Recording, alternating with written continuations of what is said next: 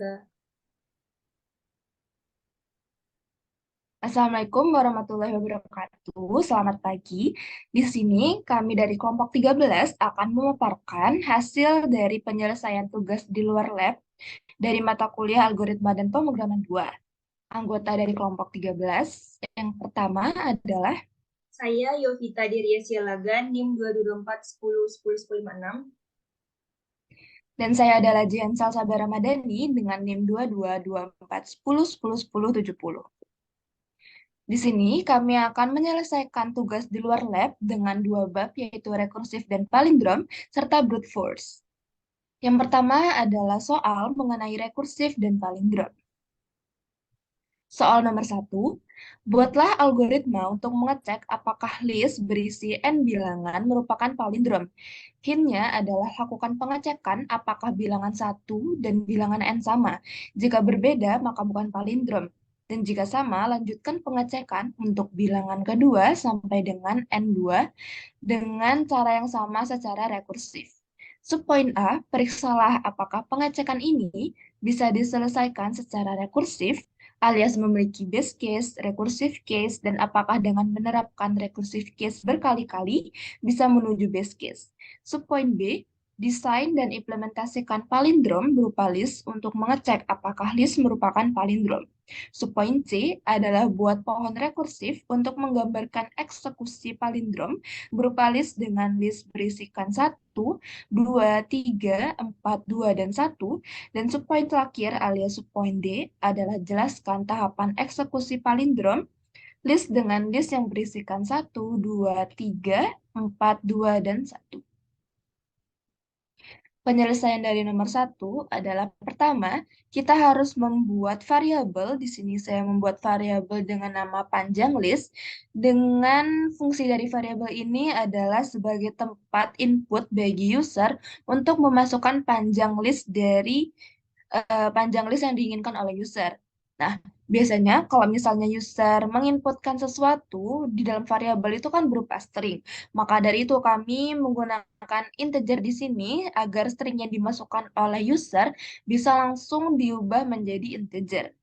Lalu di sini kami juga menggunakan atau membuat variabel list data di mana variabel ini sesuai dengan namanya akan berfungsi sebagai tempat bagi list data-data yang dimasukkan oleh user. Kemudian di sini kami menggunakan for i in range panjang list, di mana panjang list ini merupakan yang merupakan inputan dari user. Lalu list-list tersebut akan di-append dan dilanjutkan dengan inputan user selanjutnya. Di sini kami juga memasukkan integer agar string di sini bisa langsung diubah ke integer. Di sini juga di sini tuh sebagai tempat bagi user untuk memasukkan angka ke berapa. Di sini kan outputnya kan yang pertama adalah masukkan angka ke satu. Namun kami menggunakan i plus 1 di sini supaya bisa sesuai dengan outputnya. I ini kan selalu dimulai dari nol, maka dari itu nol ditambah satu kan satu. Nah, sesuai dengan output yang diinginkan. Kemudian di bawahnya kami langsung menggunakan fungsi palindrom XY, di mana X itu merupakan panjang list, yaitu ini, dan Y itu merupakan ini, batas akhir ini. Cuman di if pertama kita hanya menggunakan X, di mana X merupakan panjang list, dan jika sesuai dengan kriteria ini, jika X ini sesuai dengan panjang list, maka akan langsung print list merupakan palindrom. Namun, jika if ini tidak memenuhi kriteria, lanjut ke else, di mana else ini akan membuat pengkondisian selanjutnya, yaitu list data X sama dengan list data min Y. List data ini sesuai list yang ada di sini, X ini sesuai dengan ini, di mana X ini merupakan awalan, dan awalan di sini saya memasukkan 0, dan Y ini merupakan akhiran, di sini saya menggunakan 1, karena di sini ada min, jadi min 1, itu batas akhirnya. Kalau if ini bisa, sesuai kriteria dengan ini, if list data X sama dengan list data min Y ini sesuai, dilanjutkan dengan palindrom X plus 1, Y plus 1, agar terciptalah output ini. Namun, jika if ini tidak sesuai atau tidak memenuhi kriteria, maka akan lanjut turun ke else, di mana else ini akan print list bukan palindrom, di mana sebelum print ini itu ada spasinya, ini hasilnya. Jadi, kalau misalnya if ini tidak terpenuhi, maka akan keluarlah list bukan palindrom. Sama seperti ini. Di sini paling akhir palindrom 0,1 ini merupakan panggilan kembali dari fungsi ini. Palindrom X, Y, di mana X-nya 0 dan Y-nya itu adalah 1. Jika langsung dicoba di VS Code, itu akan tampil seperti ini. Di sini user diminta untuk masukkan panjang list. Di sini sesuai dengan perintah yang di soal, saya masukkan 6. Kemudian angka pertama sesuai dengan poin D. Di sini saya masukkan 1. Angka kedua saya masukkan 2. Angka ketiga saya masukkan 3. Angka keempat saya masukkan 4. Angka kelima saya masukkan 2. Dan angka terakhir atau angka keenam saya masukkan 1. Di sini akan keluar bahwa hasil itu merupakan list bukanlah palindrom. Di sini diketahui bahwa list bukan palindrom itu karena 3 dan 4 ini memenuhi kriteria yang ini. Sehingga output yang dihasilkan adalah list bukanlah palindrom. Lanjut ke soal nomor 2 yang akan dibawakan oleh teman saya. Langsung saja.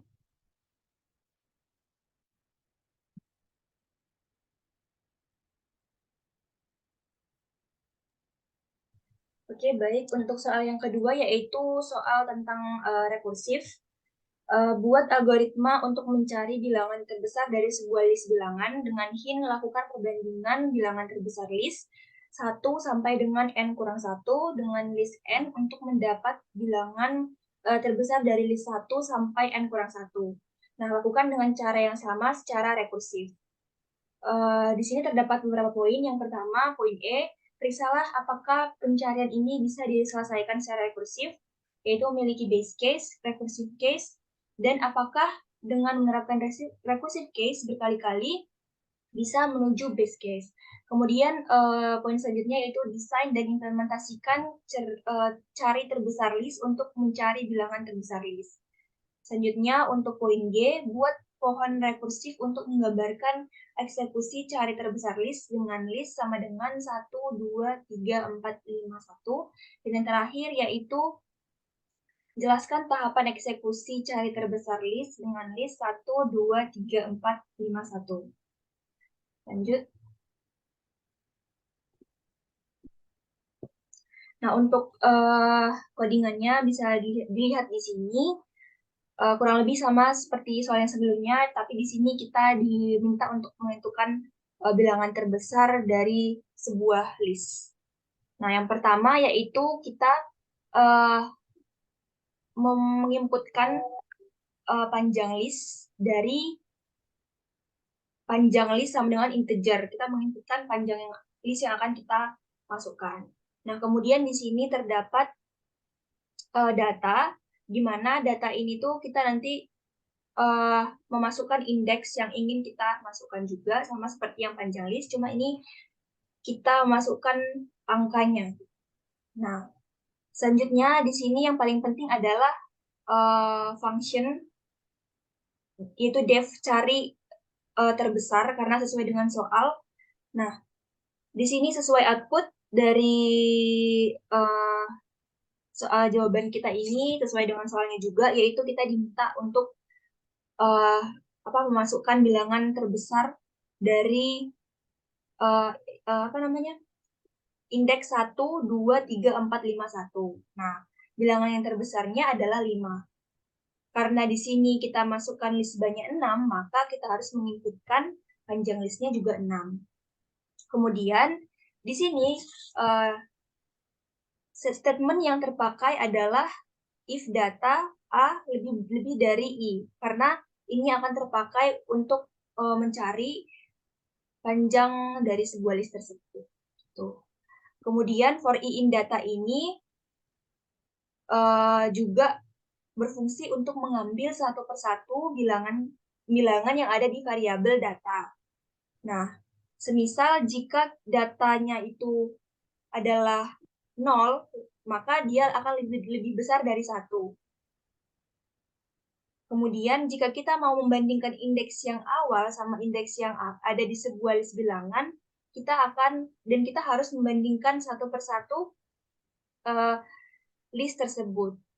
Nah, semisal A-nya sama dengan 0, maka value-nya sama dengan 1. Nah, value-nya tidak lebih besar dari 1, tapi sama dengan 1, maka dia akan mengabaikan fungsi dari if data A lebih besar sama dengan I ini. Tuh. Kemudian, jika A-nya sama dengan 0, itu dibandingkan satu persatu dengan indeks yang ada dalam list. Nah, pasti tidak akan menjalankan yang namanya X, kalau X A lebih dari B. Fungsi ini, if data A lebih dari B.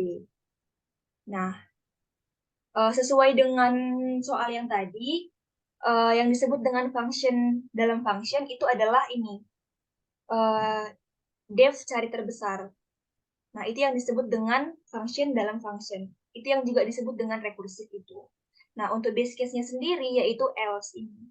Nah, untuk else-nya, ini untuk menjawab poin-poin yang ada dalam soal tadi, ini disebut dengan base case yang bagian else ini, print angka terbesar ini, cari terbesar itu termasuk dari base case-nya. Nah, kita masuk ke contoh lain untuk misalnya A-nya itu 1, maka value-nya adalah 2. Oleh karena itu, data A-nya sama dengan 2. Nah, sekarang akan dibandingkan angka 2 yang ada dalam list itu satu persatu. Kalau A-nya 2, apakah 2 itu lebih besar dari 1, lebih besar dari I? Nah, I yang pertama kan 1, maka 2 lebih besar dari I. Dan itu masuk ke statement yang seperti saya bilang tadi, yaitu if data A lebih besar dari I. Nah, itu tujuan atau fungsi dari uh, statement ini gitu. Nah, begitu juga sampai seterusnya. Jadi intinya itu akan terjadi perulangan di setiap indeks gitu. Nah, untuk yang terakhir kita mulai lagi dari looping yang angkanya 1. Nah, kalau apakah 3 lebih besar dari 1? Jika benar, maka dia akan menjalankan statement dari if data A lebih besar dari B. Dan jika 3 lebih besar dari B, maka digantikan dengan statement B, yaitu data A ini. Nah, jadi intinya uh, nah, dia akan oleh karena looping itu dia akan mengulang kembali setiap indeks. Nah, jika data A-nya sama dengan 6, panjang listnya juga 6. Maka sama dengan panjang list, kalau sama maka else ini ditambah 1. Nah, karena dia sudah melewati perulangan sebanyak jumlah bilangan dan sudah diseleksi satu persatu, maka akan keluar ini outputnya masukkan panjang list dan angka terbesarnya sama dengan 6. Jadi intinya adalah fungsi rekursif ini ada di def cari terbesar ini, di if data lebih dari I. Nah, untuk base case-nya itu ada di bagian else-nya. Mungkin untuk uh, source code-nya boleh ditunjukkan.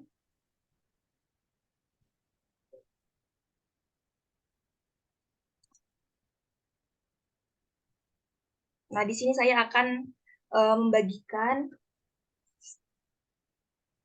Sebentar.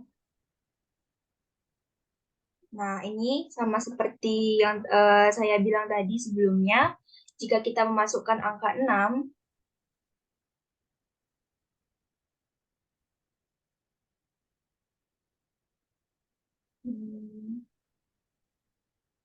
angka 6, nah kita masukkan sesuai dengan soal ya. 1, 2, 3, terus 4, 5, 1, maka angka terbesarnya yaitu 6. Seperti itu. Mungkin sudah menjawab soal yang nomor 2, boleh dilanjut untuk soal yang ketiga.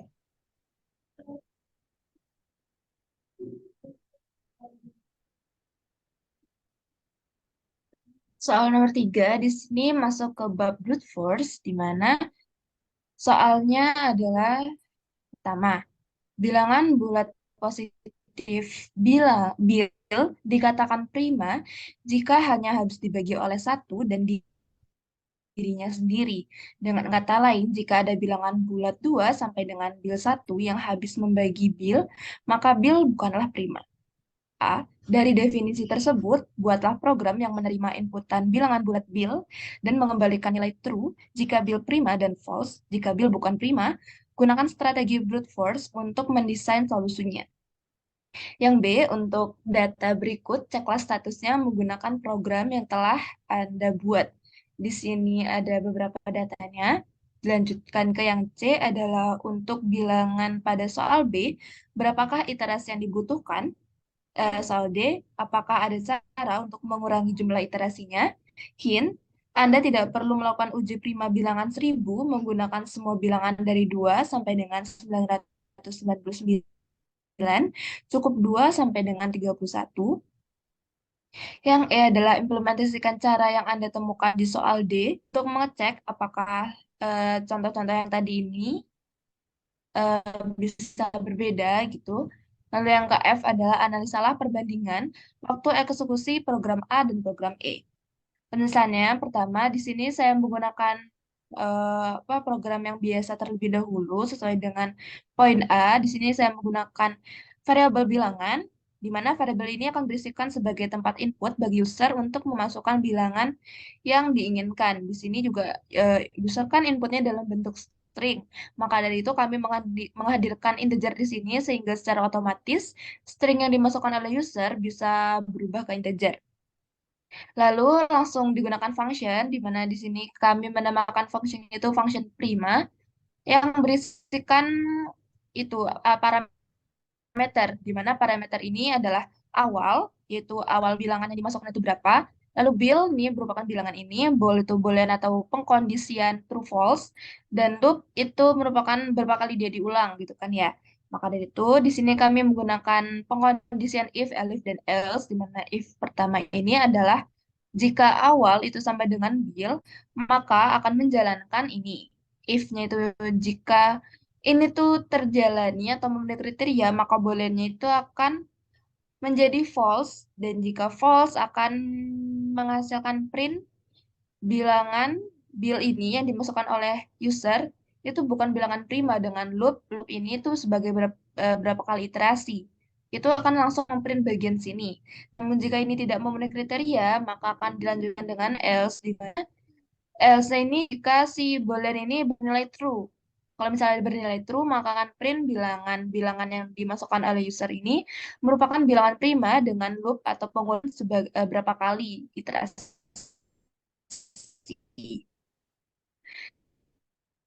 Nah, jika if ini tidak memenuhi kriteria ke L, maka akan dilanjutkan dengan if ini. If-nya adalah jika awal tidak sama dengan 1, maka booleannya akan bernilai false. Dan jika booleannya akan bernilai false, maka akan dilanjutkan dengan print ini jika booleannya itu false.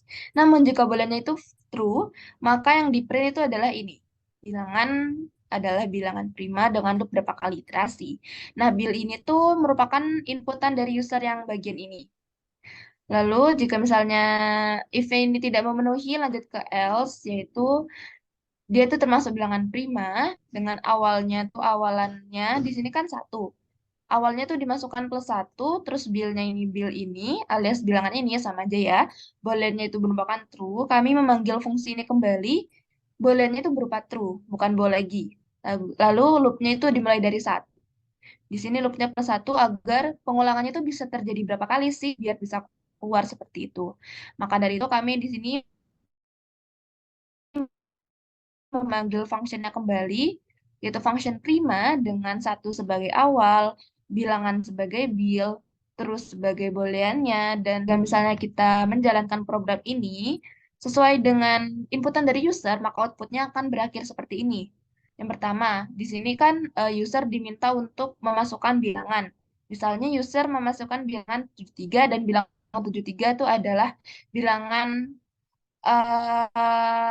apa tadi,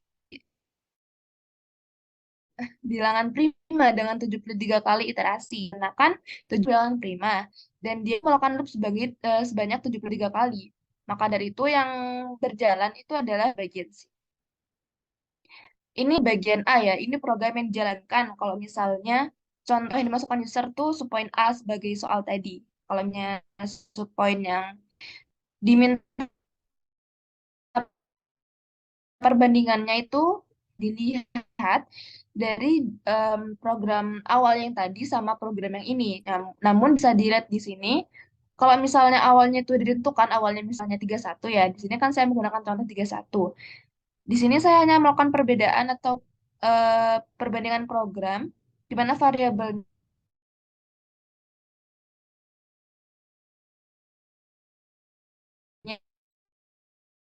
dari sebelum itu berupa bilangan, di sini saya menggunakan variabel angka.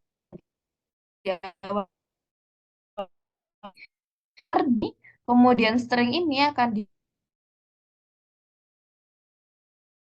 diubah jadi integer. Kemudian function def akan kemudian dipanggil di akhir. Itu kan masih berupa bilangan yang dimasukkan oleh user ya. Namun di sini saya sudah menemukan kalau misalnya awalnya itu sudah berupa angka 31, maka akan dilanjutkan bahwa booleannya itu sama dengan false. Kalau misalnya memenuhi booleannya itu false, maka akan print sebagai berikut. Namun jika booleannya itu bernilai true, maka yang dijalankan itu else-nya alias yang bagian ini kali gitu. Lalu dilanjutkan dengan elif kalau misalnya if ini tidak memenuhi, angka alias variabel ini tuh jika dibagi awal sampai dengan nol. Kalau misalnya ini tuh memenuhi, maka dilanjutkan dengan pengkondisian if kalau misalnya awalnya itu tidak sama dengan satu, maka bolehnya itu false kan? Karena di sini kan kita udah memanggil lagi kalau misalnya awalnya itu satu karena emang dimulai dari satu. Namun kalau misalnya itu langsung apa kriterianya memenuhi, itu bolehnya tuh kami itu menginginkannya false.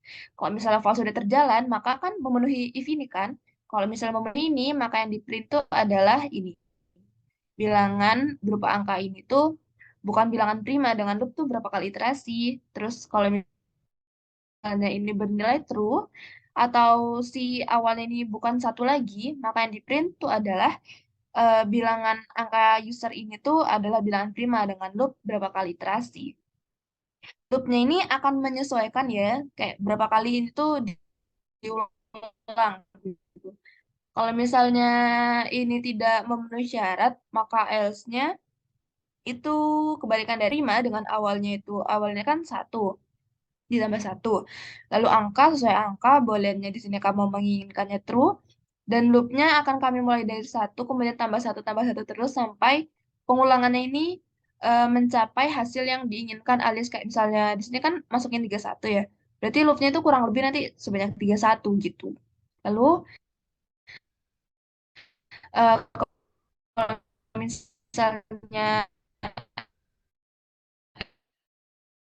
elif juga tidak bisa gunakan oleh elif, karena persis sama ya, awalnya plus satu, angkanya itu sesuai user, alias ini juga bisa sih.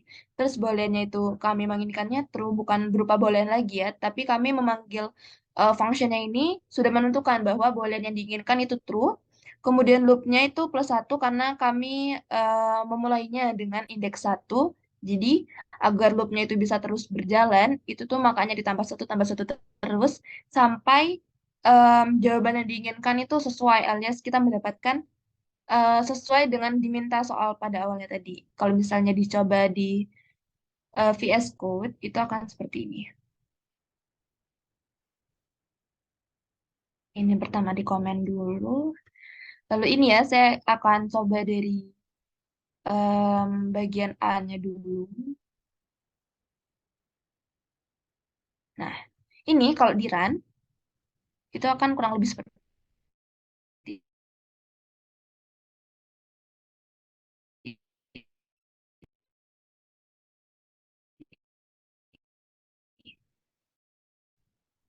masukkan panjang list di sini kan. Ini panjang cari termnya. Oke, kalau udah, itu sesuai program A tadi ya. Kita coba kalau misalnya awalnya ini masih berupa bilangan, bilangan dari inputan user. Ini kalau di run tuh kurang lebih seperti ini. Nah, masukkan bilangan, misalnya di sini saya ingin memasukkan bilangan 73 misalnya. Maka yang keluar adalah bilangan 73 adalah bilangan prima dengan 73 kali iterasi karena yang dijalankan output ini tuh sesuai dengan ini. Ini di bagian ini. Loopnya itu sesuai karena 73 ini bilangan prima ini kan hanya bisa dibagi habis total itu kan dengan dirinya sendiri atau satu. Nah, untuk membagi dengan dirinya sendiri kan membutuhkan 73 kali looping atau 73 kali pengulangan atau 73 kali iterasi. Makanya yang keluar di sini adalah 73 kali sesuai dengan ini. Dan bilangan 73 ini adalah bilangan prima karena sesuai dengan kriteria yang di bagian ini. Dan dipanggilnya juga sesuai dengan ini. Itu kalau misalnya kita memakai pengkondisian awal if awalnya ini berupa bilangan ini. Namun akan sebenarnya hasilnya itu kurang lebih sama dan tidak jauh berbeda. Namun proses yang dilakukan di saat kita menentukan if awalnya itu berupa angka yang sudah kita inginkan, itu kurang lebih akan seperti ini. Ini dihapus dulu. Kalau udah, kalau misalnya ini sama seperti tadi si user tuh disuruh masukkan angka. Nah, angka ini misalnya kita masukkan bilangan prima ya. Misalnya di sini saya masukin 63 misalnya. Maka yang keluar itu adalah bilangan 63 bukan bilangan prima dengan 3 kali iterasi. Dikarenakan 63 ini kan bisa dibagi dengan angka yang lain selain angka dirinya sendiri dan bilangan satu dengan pengulangan atau looping sebanyak 3 kali. Ini akan berjalan kalau misalnya 63 ini tuh bukan bilangan prima alias ini. Alias si bolanya bernilai false karena kan di sini kan kita true. Namun yang berjalan tuh false itu nggak apa-apa karena si 63 ini emang bukan bilangan prima dan loopingnya itu disesuaikan dengan berapa kali sih angka 63 ini dibagi dengan bilangan sebelumnya yang bisa membaginya sampai habis dengan berjumlah 3 kali. Itu kalau misalnya dia bilangan prima. Namun kalau misalnya, bukan bilangan prima. Namun kalau misalnya dia bilangan prima, itu kurang lebih seperti ini. Misalnya, kita coba 71 lagi ya. Oh, kalau 71 itu juga bilangan prima dengan 31 kali iterasi. Karena 71 ini masih bisa dibagi bilangan sebelumnya. Makanya dia itu bilangan, dia karena itu nggak bisa dibagi bilangan sebelumnya, namun iterasi atau pengulangannya itu disesuaikan dengan loopingnya si angka 71 ini. Jadi kayak nggak harus um, sesuai dengan kriteria si false ini.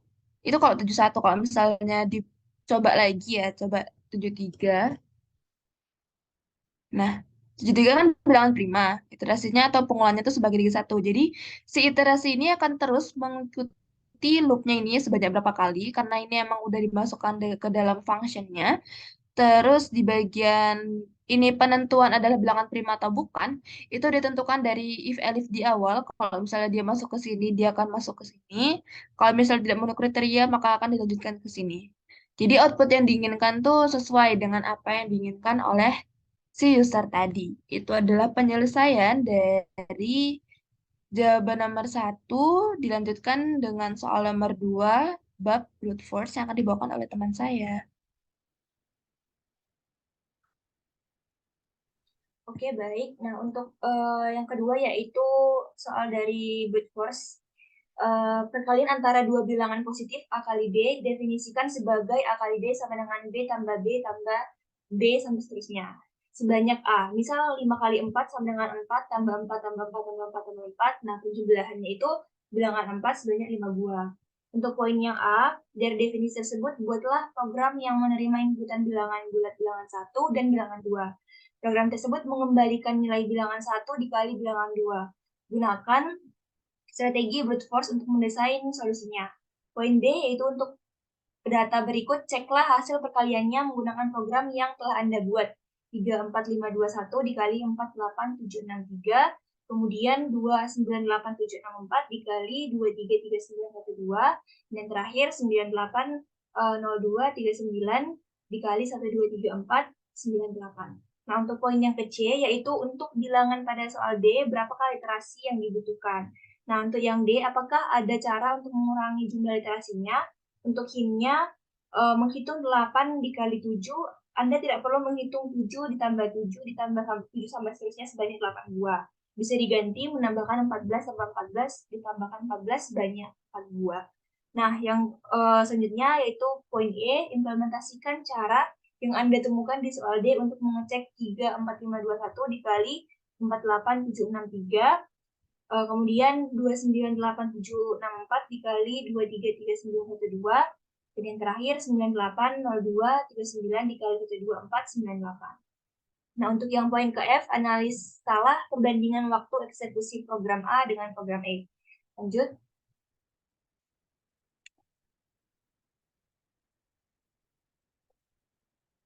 Nah, untuk codingannya itu seperti ini. Jadi terdapat dua codingan. Ini sesuai sama apa namanya, soal yang sebelumnya ya. Itu ada dua codingan yang berbeda.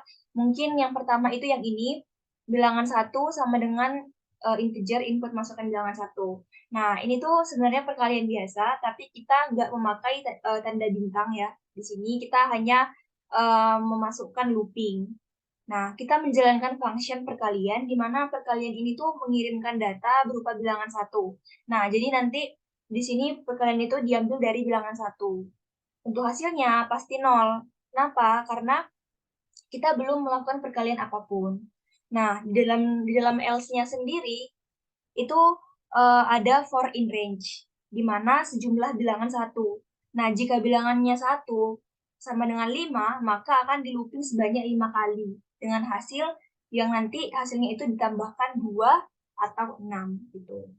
Nah, pokok nanti loopingnya itu dimulai dari 0 terus sampai ke 1. Nah, kemudian ini kan perkalian biasa, jadi nanti diadakan atau dibuat satu persatu, dan iterasinya itu pasti sebanyak bilangan satu. Jadi sebanyak apapun apa namanya, angkanya atau bilangannya, tetap juga nanti iterasinya itu hasil dari bilangan satu gitu. Pokok bilangan satu sama iterasinya pasti sama. Nah, kalau kita lihat dari sini ya, di terminalnya di sebelah kanan itu kan bilangan satu itu sama kan, kayak yang aku bilang tadi itu sama kayak jumlah iterasinya, sama persis. Nah, kemudian di sini ada yang namanya variabel yang namanya data. Ini tuh udah masuk ke poin C ya. Jadi ini membahas menjawab soal dari poin C. Nah, di sini kan ada perkalian,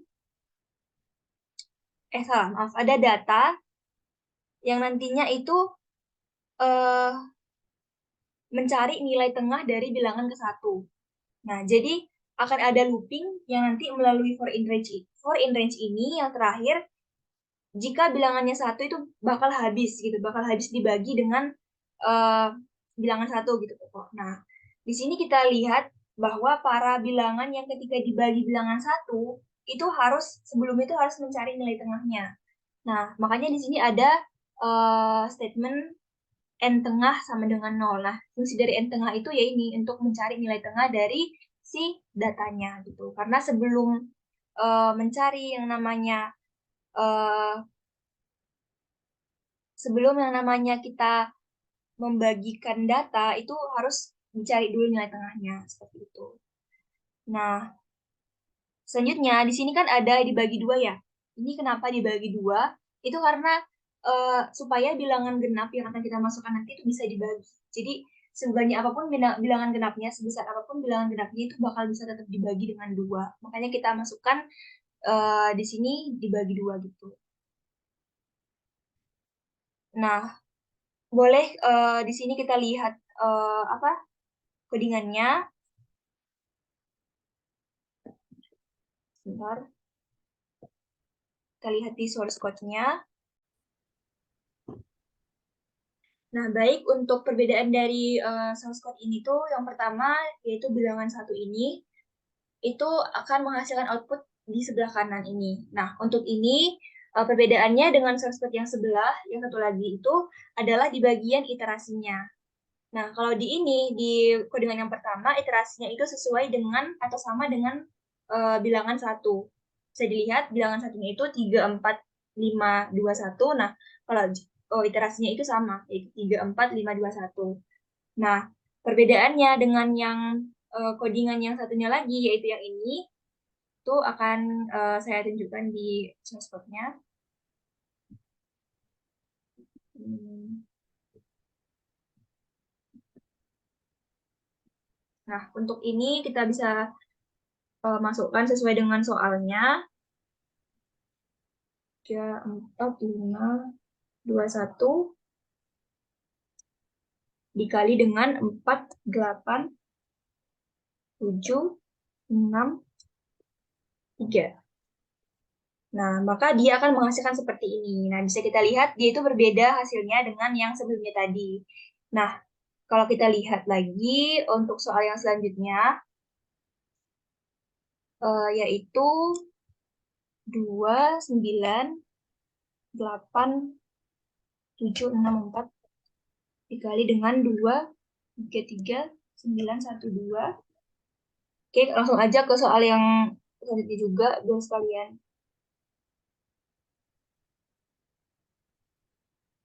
9, maaf, maaf. 9, 8, 0, 2, 3, 9, dikali dengan 1, 2, 3, 4, 9, 8.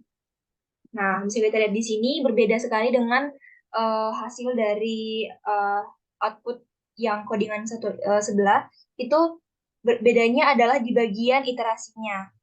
Nah, kalau kita lihat di sini terlihat jelas ada hasil perkalian, jumlah iterasi. Nah, di sini.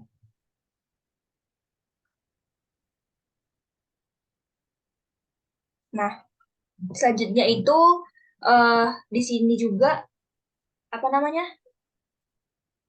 Em, bentar.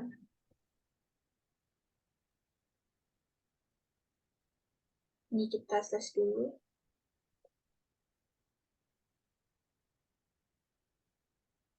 Terus kita masukkan bilangan lagi.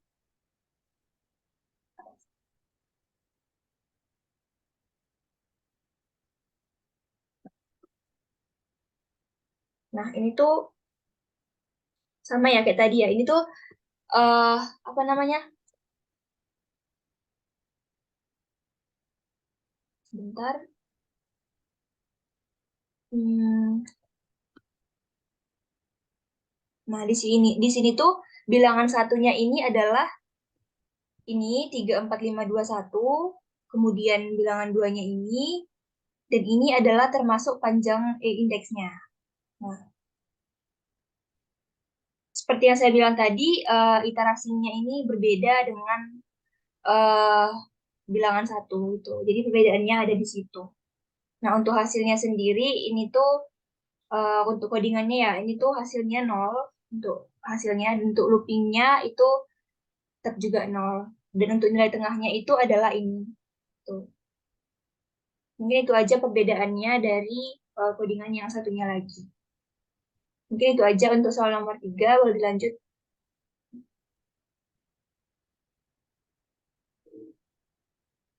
Oke, selanjutnya adalah soal nomor 3 dari bab brute force.